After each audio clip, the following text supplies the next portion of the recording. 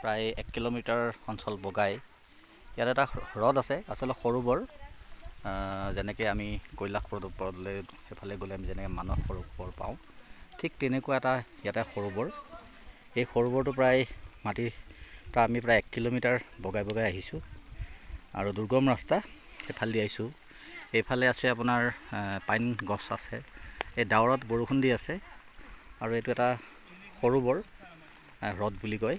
আৰু ইয়াত আপুনি আপোনাৰ নিজৰ মনোকামনা যিটো বিচাৰে সেইটো পায় বুলি জনশ্ৰুতি আছে।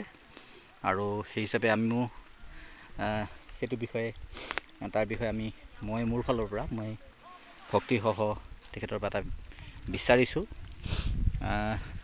আৰু আমি এনেকৈ আহিলোঁ সকলোবোৰ, আমি গুৱাহাটীৰ পৰা আহিছোঁ। আৰু বতৰ এনেকুৱাই ইয়াত, যিহেতু দাৰ্জিলিং হয়, নেটৱৰ্ক ইয়াত একো নাই।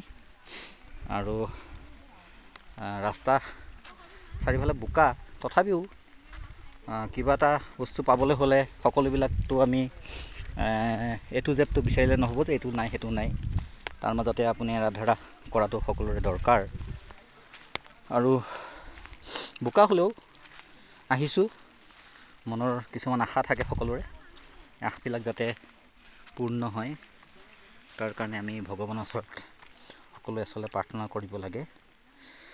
বোকাময় ৰাস্তা, খোজ দিবলৈও দিগদাৰ, পাহাৰৰ যথেষ্ট ওপৰ, তথাপিও আহিছোঁ সকলোবোৰ।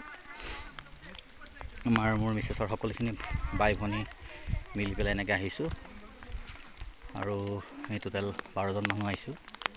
এইখিনিয়ে কথা।